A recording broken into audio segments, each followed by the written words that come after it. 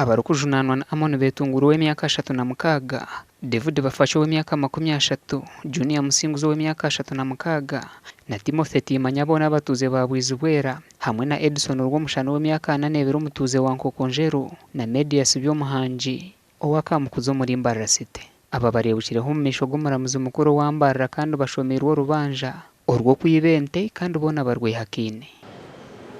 By'umuhanji Medias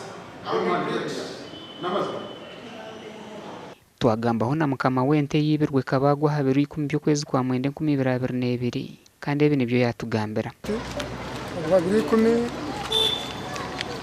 bakayente yanje biciro bagitwara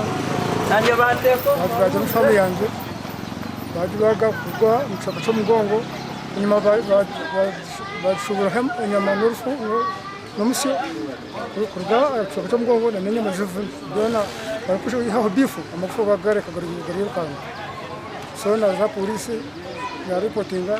Entasha tunina nizo zibirwa muri Kashari umbwire bwo kwezi kumwe konka kandi umuzogo nugugenda nuguranda nko mu rurogwe cyanda. Binji tubintu bakwata polisi barekora tubakwata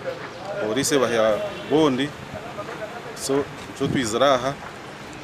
no kusasa ubwinji kinente bazibagira umfamu yitu niba imbuza abantu tubakine mbuzi tubakine koko tubakine mpuno tuteyiro muranga polisi tureportinga umwe babura kuturira ubwo hati ni hetaga inkwatanisa hamwe no kuzora misho mbarisa nishigenderwa cyo kuma amatungo gabo tumubunyinira barisa no kugezaho kwerinda bazombwire bubi bwa